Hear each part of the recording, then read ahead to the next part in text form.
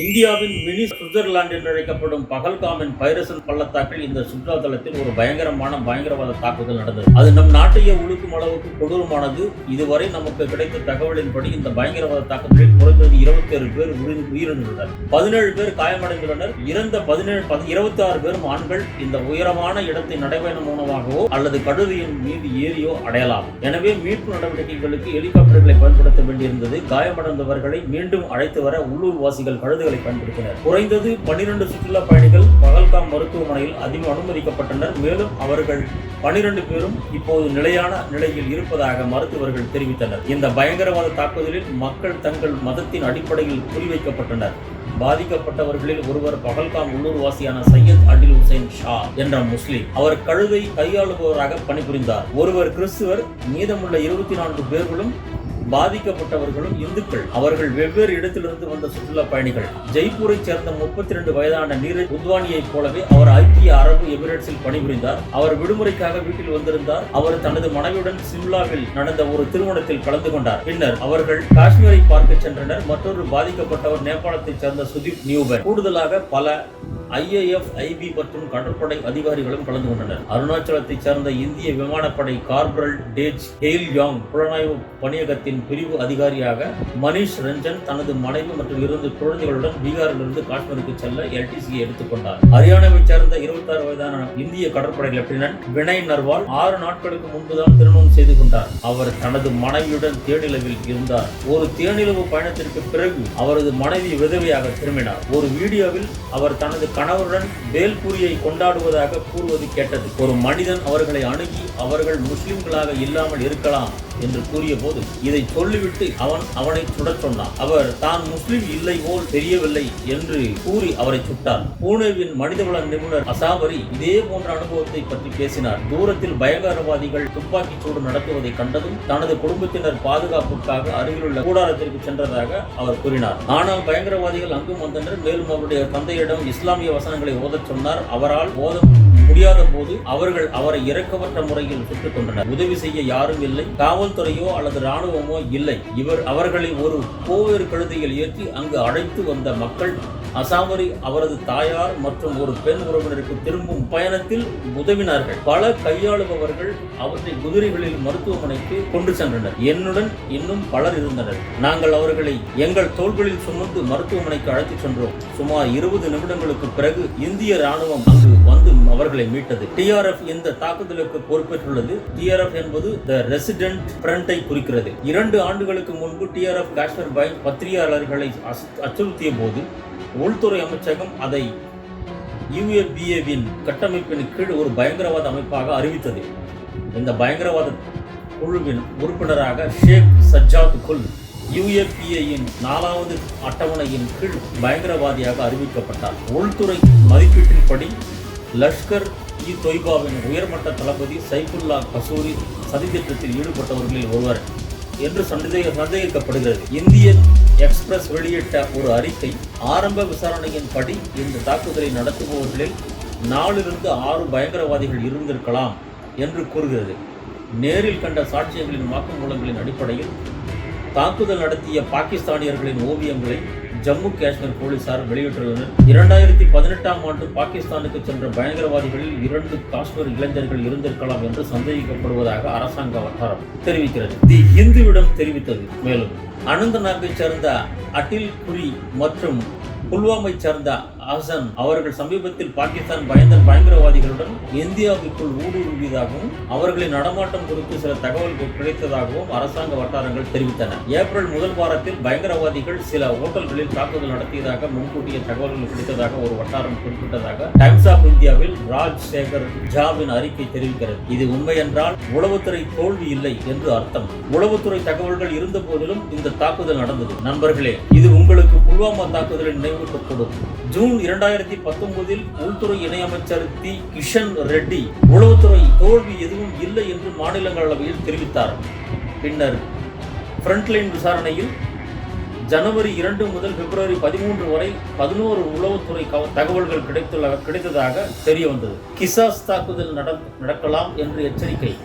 பழிவாங்கும் நோக்கத்துடன் ஒரு வேலை நிறுத்தம். புல்வாமா தாக்குதலுக்கு பிறகு நடத்தப்பட்ட விசாரணையில் முதாசிர் அகமது கான் தான் மூளையாக செயல்பட்டவர் என்பது கண்டுபிடிக்கப்பட்டது. அது தொடர்பாக 2 உளவுத்துறை தகவல்கள் ஏற்கனவே கிடைத்துள்ளன. ஜனவரி 24, 2019 அன்று வந்த உளவுத்துறையின் தகவலின்படி சில பயங்கரவாதிகள் முதாசிர் அகமது கான் வரும் நாட்களில் பிதாயின் தாக்குதலை நடத்தப் போவதாக புகார் அளித்தனர். இந்த குழு ஷாஹித் பாபா குழுவுடன் தொடர்பில் உள்ளது. புல்வாமா தாக்குதல் குண்டுதாரி அடில் அகமது தார் உறுப்பினராக இருந்த அதே குழு ஜனவரி 25ஆம் தேதி முதல் உளவுத்துறை தகவலில் முதாசிர் அகமது கானின் இருப்பிடம் பற்றிய தகவல் இருந்தது. மிடுரா மற்றும் லாம்ட்ரால் கிராமங்களில் 4 வெளிநாட்டு கூலிப்படையினருடன் முதாசிர் கான் காணப்பட்டதாக தடித்த எழுத்துக்களில் தெரிவிக்கப்பட்டது. அவந்திப்போரா அல்லது பாம்பூரில் நடத்தப்படக்கூடிய தாக்குதலில் அவர்கள் திட்டமிட்டுள்ளதாகவும் இந்த தகவல் எச்சரித்திருந்தது. புல்வாமாவிலிருந்து வெறும் 16 கிலோமீட்டர் தொலைவில். இதை கற்பனை செய்து பாருங்கள் நண்பர்களே. புல்வாமா தாக்குதலுக்கு முன்பே முதாசிர் 2017ஆம் ஆண்டு சிஆர்பிஎஃப் முகாம் மீதான தாக்குதலுடன் தொடர்புடைய அறியப்பட்ட பயங்கரவாதியாக இருந்தார். பிப்ரவரி 12ஆம் தேதி என்று மிக ரகசியம், மிக அவசரமான விஷயம் என்று குறிப்பிடப்பட்ட ஒரு தகவல் இருந்தது. அதில் பாகிஸ்தானின் ஜெய்ஷ்-இ-முகமது இயக்கத்தினரால் இயக்கப்படும் ஷா-கெட் 313 என்ற ட்விட்டர் கைப்பிடி பற்றிய தகவல் இருந்தன. ஜம்மு காஷ்மீர் பாதுகாப்பு படையினரின் பாதையில் ஒரு ஐஇடி குண்டுவெடிப்பு நடத்தப்படலாம் என்று அது சூசகமாக தெரிவித்திருந்தது. ஐஇடி குண்டுவெடிப்புகளை நிரூபிக்கும் ஒரு காணொலியும் இருந்தது. பிப்ரவரி 13ஆம் தேதி வெளியான உளவுத்துறை தகவலிலும் இதே போன்ற இறுதி எச்சரிக்கை இருந்தது. ஆனால் நண்பர்களே, இதை மீறி 2500க்கும் மேற்பட்ட வீரர்கள் விமானம் மூலம் மறுக்கப்பட்டனர். அவர்கள் ஒரே வாகன தொடரணியில் ஒன்றாக அனுப்பப்பட்டனர். சிஆர்பிஎஃப் முன்னாள் ஐஜி பின்னர் இது குறித்து ஆட்சேபனை எழுப்பினார். 2547 வீரர்களை அனுப்புதல், ஒரு வாகன தொடரணியில் 78 வாகனங்களை வைத்திருத்தல், அது தொழில்நுட்ப ரீதியாக தவறு என்று நம்புகிறேன். யோசித்து பாருங்கள் நண்பர்களே. இவ்வளவு விரிவான உளவுத்துறை தகவல்கள் இருந்த போதிலும் புல்வாமா தாக்குதல் நடந்தது. அது எப்படி நடந்தது? அதுதான் உண்மையான கேள்வி. எனக்கு தெரியாது. உங்களுக்கு தெரியுமா? எனக்கோ அல்லது உங்களுக்கோ தெரியாவிட்டால் எங்கே எல்லாம் தவறு நடந்தது என்று யாரிடம் நாம் கேட்க வேண்டும்? எனக்கு பதில் வேண்டும். இந்த பயங்கரவாதிகள் அவர்களுக்கு ஆயுதங்களை வெடிபுரிந்து கொள்ளும் எங்கிருந்து வருகின்றன? இது எங்கள் எல்லைகளுக்கு அப்பால் இருந்து வருகிறது. மேலும் மத்திய அரசுக்கு எல்லைகள் மீது முழு கட்டுப்பாடு உள்ளது. மத்திய அரசு எல்லை பாதுகாப்பு படையை கட்டுப்படுத்துகிறது. ஊடுருவுபவர்கள் இந்திய பகுதிகளுக்குள் நுழைகிறார்கள். ஊடுருவுபவர்கள் பயங்கரவாதிகளை தூண்டுகிறார்கள். பயங்கரவாதிகள் எங்களை தாக்கிவிட்டு ஓடிவிடுகிறார்கள். மிஸ்டர் பிரதம மந்திரி அவர்களே, நீங்கள் பதில் சொல்ல கடமைப்பட்டிருக்கிறீர்கள். எல்லைகளை நீங்கள் கட்டுப்படுத்துகிறீர்கள். உங்களிடம் சமூக பாதுகாப்பு பணி உள்ளது. பிஎஸ்எஃப் ராணுவம் அனைத்தையும் நீங்கள் கட்டுப்படுத்துகிறீர்கள். கடற்படை கூட அப்படி என்றால் கட்டுப்படுத்துகிறீர்கள். கடற்படை கூட அப்படி என்றால் இந்த வெளிநாட்டு ஊடுருவல்கள் எப்படி ஊடுருவுகின்றன? நாட்டின் பாதுகாப்பு என்பது தேர்ந்தெடுக்கப்பட்ட அரசாங்கத்தின் பொறுப்பு என்பதை எந்த ஒரு விவேகமுள்ள நபரும் ஒரு புத்திசாலி குழந்தையும் கூட புரிந்து கொள்ள முடியும். எனவே நமது கேள்விகள் அவர்களை நோக்கியே இருக்க வேண்டும். டிசம்பர் 2016 ஒரு பேரணியில் பிரதமர் மோடி பணமதிப்பிழப்பு நடவடிக்கை பயங்கரவாதத்தின் முதுகெலும்பை உடைத்ததாக கூறினார். அப்படியானால் ஏன் பயங்கரவாத தாக்குதல்கள் அதன் பின்னர் நிறுத்தப்படவில்லை என்ற கேள்வி எழுகிறது. ஜம்மு காஷ்மீரில் மட்டும் 2016 நவம்பரில் நக்ரோட்டா ராணுவ தளத்தில் தாக்குதல் நடந்தது. இதை ஒன் பை ஒன்னாக நம்ம வரிசையா பார்க்கலாம். 1. ஜூலை 2017 அமர்நாத் யாத்திரை தாக்குதல் நடந்தது. பிப்ரவரி 2018 சஞ்சுவான் ராணுவ நிலையத்தில் தாக்குதல். பிப்ரவரி 2019 புல்வாமா தாக்குதல். மார்ச் 2019 ஜம்மு பேருந்து நிலையத்தில் கையெறி குண்டு வெடித்தது. ஜூன் 2019 அவந்திப்புராவின் இந்திய துணை ராணுவம் போலீசார் தாக்கப்பட்டனர். 2023ஆம் ஆண்டு பூஞ்ச் ரஜோரி தாக்குதல். 2024ஆம் ஆண்டு ரியாசி தாக்குதல். இப்பொழுது 2025ஆம் ஆண்டு பகல்காம் தாக்குதல். பயங்கரவாத தாக்குதல் ஒன்றன் பின் ஒன்றாக நடந்து வருகின்றது. மேலும் நமது நாட்டின் ஊடகங்களுக்கு அரசாங்கத்தை கேள்வி கேட்கும் துணிச்சல் இல்லை. ஊடகங்கள் அரசாங்கத்திடம் கேள்வி கேட்பது 2014க்கு முன்பு நடந்து ஒன்று. வெட்னஸ்டே போன்ற படங்கள் இந்தியில் வெளியான போது 5 செப்டம்பர் 2008 இந்தியில் வெளியிடப்பட்டது. அங்கு அரசாங்கத்திடம் பயங்கரவாதம் குறித்து கேள்விகள் கேட்கப்பட்டன. இதனால் தான் நாங்கள் ஒரு அரசாங்கத்தை தேர்ந்தெடுக்கிறோம் நமது நாட்டை ஆள. காவல்துறை, உளவுத்துறை இந்த பூச்சி கட்டுப்பாட்டிற்கு மிகவும் தயாராக உள்ளது. ஆனால் நீங்கள் எந்த நடவடிக்கையும் எடுக்கவில்லை. என் குழந்தைகள் என் வீட்டை விட்டு வெளியே வந்தால் அவன் எங்கும் எந்த நேரத்திலும் பயமின்றி செல்ல வேண்டும் என்று நான் நம்புகிறேன். ரயிலில், பேருந்தில், எங்கும் அந்த காலத்தில் மக்கள் ஒன்று கூடி போராடுவார்கள். அரசியல்வாதிகள் தங்கள் தவறுகளை ஏற்றுக்கொண்டு ராஜினாமா செய்வார்கள். மும்பையில் 26/11 தாக்குதலுக்கு பிறகு உள்துறை அமைச்சர் சிவராஜ் பாட்டீல் பொதுமக்களின் கோரிக்கையின் காரணமாக ராஜினாமா செய்தார். மகாராஷ்டிராவில் முதலமைச்சர் விலாஸ்ராவ் தேஷ்முக் அவர்களும் ராஜினாமா செய்தார். அவர்கள் ராஜினாமா செய்ததன் மூலம் ஏதோ பெரிய காரியத்தை செய்தார்கள் என்று நான் சொல்லவில்லை. விஷயம் என்னவென்றால், செயல்படும் எந்த ஒரு ஜனநாயகத்திலும் இது ஒரு அடிப்படை விஷயம். ஆனால் நமது நாடு அதன் பின்னர் அந்த அடிப்படை பொது அறிவை இழந்துவிட்டது. இப்போது இந்த புதிய இந்தியாவில் அர்னாப் கோசாமி போன்ற ஒருவரை பாருங்கள். பகல்காம் தாக்குதலுக்கு உச்சநீதிமன்றமே பொறுப்பு என்று அர்னாப் கோசாமி குற்றம் சாட்டுகிறார். ரிப்போர்ட்னு சொல்லி யூடியூப்ல ஒரு சேனல் வருது. அதுலதான் அந்த அர்னாப் கோசாமி இருக்காரு. நீங்க அதை போய் பாத்தீங்கன்னா தெரியும் அந்த காணொலியை. நானும் அந்த காணொலியை இங்க நான் வெளியிடுறேன், தயவு செஞ்சு நீங்க பாருங்க. ஏன் 370 ரத்து செல்லுபடியாகுமா இல்லையா என்பதை ஆராய உச்சநீதிமன்றம் நேரத்தை வீணடிக்க வேண்டிய அவசியம் இல்லை என்று என் கருத்து. அவர் சொல்றார், இது நேரத்தை வீணடிப்பதாகும். ஏனெனில் மிகுந்த மரியாதைக்குரிய நீதிபதிகள் அவர்கள் பாதுகாப்பு நிலைமைக்கு பொறுப்பேற்க மாட்டார்கள்.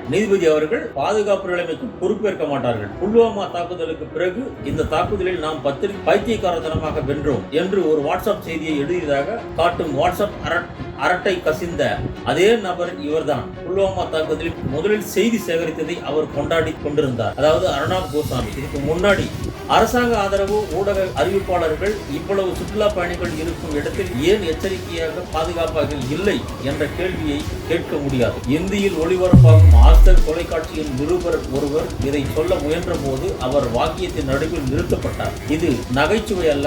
ஒரு சுற்றுலா இடத்தில் 2000 சுற்றுலா பயணிகள் கூடியிருந்தனர். பணியில் இருந்த போலீசார் யாரும் இல்லை. நிருபரை கேட்க முடியாதபடி சத்தமாக இசை ஒலித்தது. குழந்தைகள் கூட இதை கேள்வி கேட்கிறார்கள். அரசாங்கம் இதை எழுதிவிட்டது.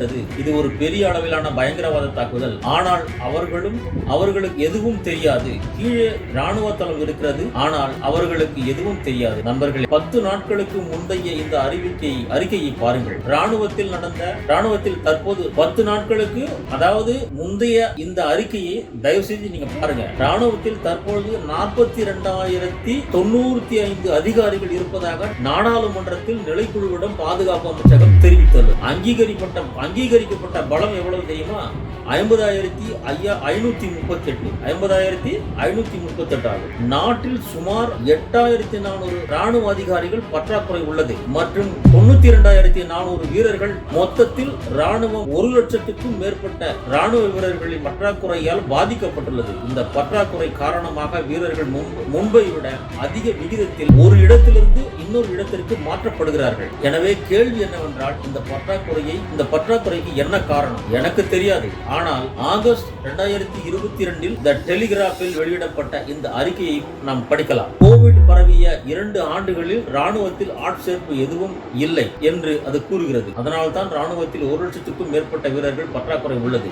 இப்போது இந்த அறிக்கையின் தலைப்பில் படியுங்கள். இந்த அறிக்கையின் தலைப்பை படிங்க. அடுத்த 3 ஆண்டுகளில் அவர்கள் ராணுவ பலத்தை 2,00,000 குறைக்க திட்டமிட்டுள்ளனர். ஏதாவது அர்த்தம் உள்ளதா? 2,00,000 குறைக்க திட்டமிட்டுள்ளனர்னா இதுல ஏதாவது அர்த்தம் இருக்கிறதா? ராணுவம் தனது படைபலத்தை பகுத்தறிவு செய்து வருவதாக அமைச்சக அதிகாரி ஒருவர் தெரிவித்தார். இது அதன் சம்பளம் மற்றும் ஓய்வூதிய செலவுகளை குறைப்பதற்காக ஒரு முயற்சியாக பார்க்கப்படுகிறது. ராணுவ அதிகாரிகளின் சம்பளம் மற்றும் ஓய்வூதியக்கு பணத்தை மிச்சப்படுத்த அரசாங்கம் முயற்சிப்பதாக பலர் குற்றம் சாட்டியுள்ளனர். அதனால்தான் அவர்கள் துருப்புக்களின் பலத்தை குறைக்க திட்டமிடுகிறார்கள். வினய் நர்வாலின் சகோதரி தனது சகோதரர் 1.5 மணி நேரம் உயிருடன் இருப்பதாக ஹரியானா முதல்வர் நயாப் சிங் சைனி முன் கதறி அழுதார். ஆனால் ராணுவம் அங்கே இருந்திருந்தால் அவரை காப்பாற்றி இருக்கலாம். ஆனால் யாரும் இல்லை. அவர் 1.5 மணி நேரம் உயிருடன் இருந்தார். ராணுவம் அங்கு இருந்திருந்தால் அவரை காப்பாற்றி இருக்க முடியும். ஆனால் யாரும் வரவில்லை. யாரும் இல்லை. வசதி இல்லை. ராணுவம் அல்லது காவல்துறை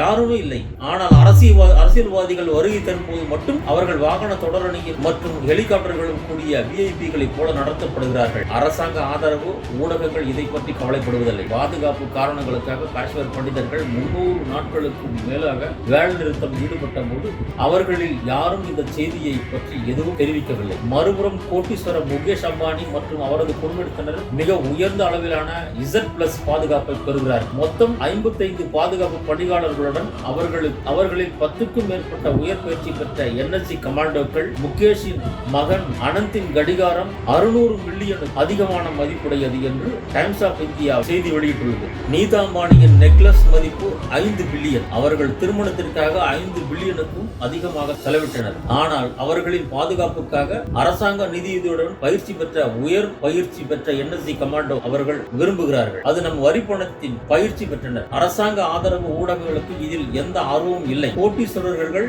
மற்றும் பாலிவுட் பிரபலங்கள் Y+ மற்றும் Z+ பாதுகாப்புகளை பெறுகிறார்கள். முகேஷ் அம்பானி மற்றும் பிற பிரபலங்களுக்கு வழங்கப்படும் பாதுகாப்பு கவர்கள் குறித்து எந்த கவலையும் இல்லை.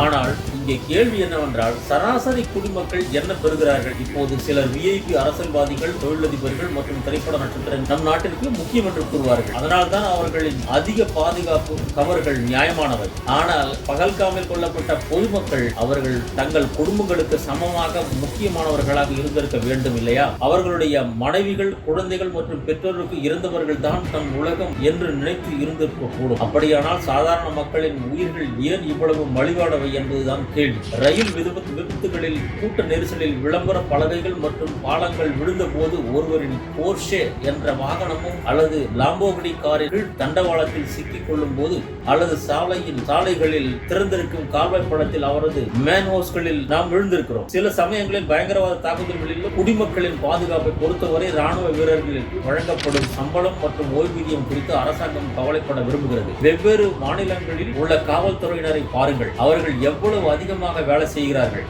நம் நாட்டில் குடிமக்களின் சிறந்த பாதுகாப்பிற்காக காவல்துறையினரின் எண்ணிக்கையை இரட்டிப்பாக்க வேண்டும். நமது நாட்டின் சட்டம் ஒழுங்கை மேம்படுத்த காவல்துறையினருக்கு கூடுதல் பயிற்சி வசதிகள் வழங்கப்பட வேண்டும். ஆனால் இதை பற்றி யாரும் கவலைப்படுவதில்லை. புதிய இந்தியாவில் சட்டம் ஒழுங்கு என்பது புரிந்து கொள்ள முடியாத அளவுக்கு ஒரு நகைச்சுவையாக மாறிவிட்டது. ஒவ்வொரு நாளும் சாலையில் யாரோ ஒருவர் அடிக்கப்படும் புதிய வீடியோவை சமூக வலைதளம் மூலமாகவும் பார்க்கிறோம். காவல்துறை எதுவும் செய்யாத போது இந்த குண்டர்கள் ஒரு ஸ்டுடியோவை அல்லது உணவகத்தையோ சுதந்திரமாக அழிக்கிறார்கள். காவல்துறையினர் வெறுமனை பார்த்துக் கொண்டிருக்கிறார்கள். பயங்கரவாத தாக்குதலுக்கு பின்னால் உள்ளவர்கள் தப்பிக்க மாட்டார்கள் என்று உள்துறை அமைச்சர் அமித்ஷா கூறியுள்ளார். சரி, அவர்களை விரைவில் கைது செய்து தண்டனை வழங்க வேண்டும். ஆனால் இதனுடன் சேர்ந்து இது போன்ற பயங்கரவாத தாக்குதல்களை தடுக்க உங்கள் அரசாங்கத்திடம் ஏதேனும் தீர்வு இருக்குதா என்பது கேள்வி. இது போன்ற பயங்கரவாத தாக்குதல்கள் எதிர்காலத்தில் மீண்டும் நடக்காது என்று உங்கள் அரசாங்கம் உறுதியளிக்க முடியுமா? சல்மான் கானுக்கு உறுதியளிக்க முன்னாள் முதல்வர் ஏக்நாத் ஷிண்டே கானின் வீட்டிற்கு சென்றார். ஆனால் சாதாரண குடிமக்களுக்கு யார்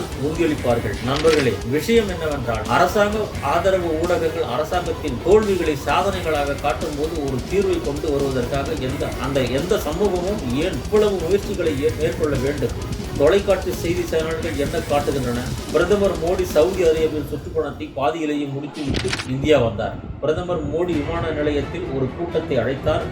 இந்த சிறு உருவங்களை பாருங்கள். கோபமடைந்த மோடி அவரது உத்தரவு உலகையே அதிர்ச்சிக்குள்ளாக்கியது. ராணுவத்திற்கு ஒரு இலவச கயிறு கொடுத்தார். எதிர்ப்பு தொடங்கியது. இதை நம்பும் மூளைச்சலவை செய்யப்பட்ட மக்கள் தங்கள் கற்பனை உலகில் வாழ்கிறார்கள். அங்கே நாசாவும் எலான் மஸ்கிற்கும் சொந்தமான SpaceX என்ற நிறுவனமும் பல ராக்கெட்டுகளை அனுப்பி இந்த பூமியையும் உலகத்தையும் சுற்றி வர சொல்கிறார்கள். ஆனால் வேடிக்கை என்னவென்றால், இங்கே பூமியே மோடியை சுற்றி வரும் ஒரு உலகம். இதைவிட ஒரு அவல நிலை வேறு எங்கு இருக்காது. எப்படி இருந்தாலும் நமது தலைப்புக்கு திரும்புகையில், ஜம்மு காஷ்மீர் முதலமைச்சர் உமர் அப்துல்லா இந்த தாக்குதலுக்கு பிறகு பொறுப்பானவர்கள் விலங்குகள் மற்றும் மனிதாபமானவர்கள், அவமதிப்புக்கு உரியவர்கள் என்று கூறினார். அவர்களை முறையாக கண்டிக்க எந்த வார்த்தையும் போதாது. பாதிக்கப்பட்டவர்களின் குடும்பங்களுக்கு அவர் தனது இரங்கலை தெரிவித்தார். துக்கத்தின் அடையாளமாக காஷ்மீர் மற்றும் முழு அடைப்பு போராட்டத்தை நடத்தினார். சிலர் ஒற்றுமையின் அடையாளமாக அணிவகுத்து சென்றனர். மேலும் சிலர் பாதிக்கப்பட்டவர்களுக்கு மெழுகுவர்த்தி ஏற்றி பேரணி நடத்தினர். காஷ்மீருக்கு வெளியே ஜமாத் உலமா ஹிந்த் போன்ற முக்கிய முஸ்லிம் அமைப்புகள் பயங்கரவாத தாக்குதலை கண்டித்தன. அகில இந்திய இமாம் அமைப்பின் தலைவர் இமாம் உமர் அகமது இல்லாசி கூறுகையில், வெள்ளிக்கிழமை தொழுகையின் போது 5,50,000 மசூதிகளில் இருந்து வலுவான பயங்கரவாத எதிர்ப்பு செய்தி வழங்கப்படும் என்றார். பயங்கரவாதங்களுக்காக பிரார்த்தனைகள் செய்யப்படும். ஐக்கிய அரபு எமிரேட்ஸ், சவுதி அரேபியா, பங்களாதேஷ் மற்றும் கத்தார் போன்ற பல முஸ்லிம் நாடுகளுக்கு இந்த தாக்குதலை கண்டித்துள்ளன. இந்திய முஸ்லிம்கள் சமூக ஊடக பதிவுகள் மூலம் பயங்கரவாதத்திற்கு எதிரான தங்கள் எதிர்ப்பை வெளிப்படுத்தியுள்ளனர். மத அடிப்படையில் மக்கள் தங்களுக்குள் சண்டையிடக்கூடாது. இதன் மூலம் பயங்கரவாதிகளின் நோக்கங்களை நாம் முறியடிக்க முடியும். ஏனென்றால் பயங்கரவாதிகள் அதைத்தான் விரும்புகிறார்கள். இந்தியாவில் மத வெறுப்பை பரப்பி மக்களை ஒருவருக்கொருவர் சண்டையிட வைத்து இறுதியில் நம் நாட்டை பிரிக்க எந்த ஒரு உண்மையான தேசபக்தருக்கும் இது எப்போதாவது தேவைப்படுமா? ஒருபோதும் இல்லை. ஒரு தேசபக்தர் தனது நாட்டை வலுப்படுத்த விரும்புவார். வளைந்து கொடுக்காமல் இருக்க தேசபக்தர்கள் ஒரே ஒரு முழக்கத்தை மட்டுமே வைத்திருப்பார்கள்: வாழ்க இந்திய ஒற்றுமை. நீங்கள் இதை ஏற்றுக்கொண்டால் கீழே உள்ள கருத்துக்களில் இந்த ஒற்றுமை செய்தியை எழுத விரும்புகிறேன். பாஜக ஆதரவாளர்கள் ஏன் இந்த முழக்கத்தை இவ்வாறு வெறுக்கிறார்கள் என்று எனக்கு புரியவில்லை. பாஜக தலைவர்கள் அனைவரும் தங்கள் சமூக ஊடகங்களில் இந்திய ஒற்றுமை நீடூழி வாழ்க என்று எழுதுமாறு நான் சவால் விடுகிறேன். அவர்களில் பெரும்பாலோர் இதை எழுத துணிவார்கள் என்று நான் நம்பவில்லை. ஏனென்றால் இந்த போலி தேசியவாதிகள் இந்திய ஒற்றுமையை பற்றி பேசுவதற்கு வெறுப்பை பரப்புவதில் இருந்து எந்த இடைவெளியும் எடுப்பதில்லை. பாஜக சத்தீஸ்கரில் அதிகாரப்பூர்வ ட்விட்டர் மற்றும் இன்ஸ்டாகிராம் பக்கங்கள் இந்த பதிவை மோசமான நிலையில் வெளியிட்டதால் பாதிக்கப்பட்டவர்களின் உடல்கள் குளிர்ச்சி அடையவில்லை. அவர்கள் சாதியை கேட்கவில்லை, மதத்தை கேட்கிறார்கள். நாம் நினைவில் கொள்வோம் என்ற வாசகத்துடன் கூடிய கிபிலிபாணி படம். இது குறித்து இந்தியா டுடே பத்திரிகையாளர் பிரீத்தி சௌத்ரியின் நையாண்டி கருத்து என்னவென்றால், ஒருவரின் நலனுக்காக ஒரு சோகத்தை பயன்படுத்துவது ஒருபோதும் ஏற்றுக்கொள்ளாது. இந்த பதிவு 2 விஷயங்களை தெளிவாக காட்டுகிறது. முதலாவதாக, சாதி அடிப்படையிலான பாகுபாட்டிற்கு தீர்வு காண அவர்கள் திட்டமிடவில்லை. ஏனென்றால் ஒரு தீர்வை கண்டுபிடிக்க ஒரு பிரச்சனையை ஒப்புக்கொள்ள வேண்டும். திருமண ஊர்வலத்திற்கு எத்தனை பிராமண மற்றும் பிற உயர் சாதி இந்து மணமகன்கள் குதிரைகளில் சவாரி செய்வதை தடுத்திருக்கிறார்கள் என்று அவர்களிடம் கேளுங்கள். ஏன் தலித்துக்கள் மட்டும் அடிக்கப்படுகிறார்கள்? இதை பற்றி பல செய்தி கட்டுரைகள் நீங்கள் காணலாம். அவங்க சாதி காரணமா அடிக்கப்படுறாங்க இல்லையா? இந்த பதிவு உங்களுக்கு சொல்லும் 2வது விஷயம் என்னவென்றால், பாஜக நாட்டில் மத வெறுப்பு பரப்புவதை தொடரும். பயங்கரவாதிகளின் திட்டம் நமது நாட்டை தூண்டுவதாகும், மேலும் கொண்டாடுவதாகும். இந்துக்களை முஸ்லிம்களுடன் சண்டையிட வைப்பது நாட்டை உள்நாட்டு போரை நோக்கி அழைத்துச் செல்வது. பாஜகவும் அதே திட்டத்தை தான் பின்பற்றுகிறது.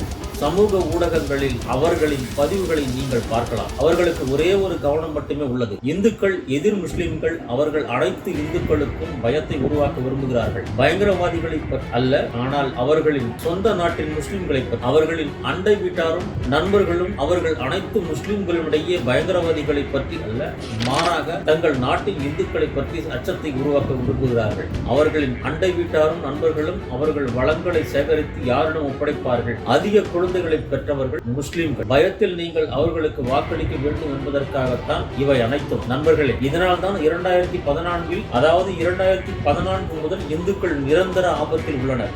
எல்லா திசைகளிலும் ஆண்டுதோறும் மாதந்தோறும் இந்துக்கள் ஆபத்தில் உள்ளனர் என்ற இந்த கதையை பற்றி உங்களுக்கு சொல்லப்படுகிறது. இந்த அறிக்கையின்படி அதிர்ச்சியடைய தயாராக இருந்த முஸ்லிம் மக்கள் தொகை 43% அதிகமாக அதிகரித்துள்ளது. இந்து மக்கள் தொகை சமமான காலகட்டத்தில் 7.82% குறைந்துள்ளது. இதை பற்றி யோசித்து பாருங்கள். இது பைத்தியக்காரத்தனம். இது பாரதத்தை கஸ்வாஹி இந்துக்காக மாற்றுவதற்கான சதி. அவர்கள் அதை ஒரு இஸ்லாமிய நாடாக மாற்ற விரும்புகிறார்கள். அதே சமயம் 2014 முன்பு அதனுடன் தொடர்புடைய எதையும் நீங்கள் கேள்விப்பட்டதில்லை. அதிகாரத்திற்கான பேராசையால்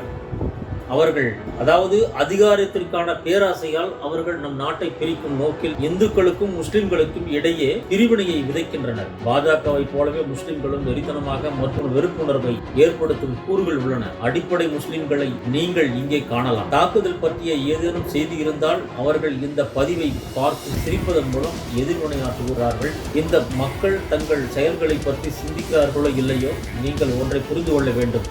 நீங்கள் ஒரு பொதுவான இந்து, ஒரு பொதுவான முஸ்லிம், ஒரு பொதுவான சீக்கியர், ஒரு கிறிஸ்துவர், ஒரு புத்தர், ஒரு ஜெயின், நீங்கள் ஒரு பிராமணர், ஒரு ராஜபுத்திரர் அல்லது ஒரு தலித், நீங்கள் ஹரியானா மற்றும் மராத்தியாக இருந்தாலும் சரி, வன்முறையின் அடிப்படையாக பொருட்படுத்தாமல் அது மதம், சாதி, மொழி அல்லது எதுவாக இருந்தாலும் சரி, யார் வன்முறையில் ஈடுபட்டாலும் ஒவ்வொரு வன்முறை சம்பவத்தையும் எந்த தயக்கமும் இல்லாமல் விமர்சிக்க வேண்டும். இதைத்தான் உங்களிடம் கேட்டுக்கொள்கிறேன். அது பகல்காம் பயங்கரவாத தாக்குதலாக இருந்தாலும் சரி, அல்லது பாலஸ்தீனத்தில் நடந்த இனப்படுகொலையாக இருந்தாலும் சரி, வன்முறை சாதியத்தால் தூண்டப்பட்டதா அல்லது மராத்தி அல்லது கன்னடம் போன்ற பிராந்திய மொழிகளை பேசாததா என்பது நம் நாட்டிற்கு ஒவ்வொரு வன்முறை செயலும் கரையான் போன்றது. பயங்கரவாதிகளும் வெறுப்புணர்வை கொண்டவர்களும் உங்களை தூண்டிவிட முயற்சிப்பார்கள். அவர்கள் உங்களை எப்படி காயப்படுத்துவார்கள் என்பதை பற்றி சொல்வது. ஆனால் நீங்கள் கோபப்படக்கூடாது. இது நம்மை எதிர்க்கும், நம்மை ஒருங்கிணைத்து பின்னர்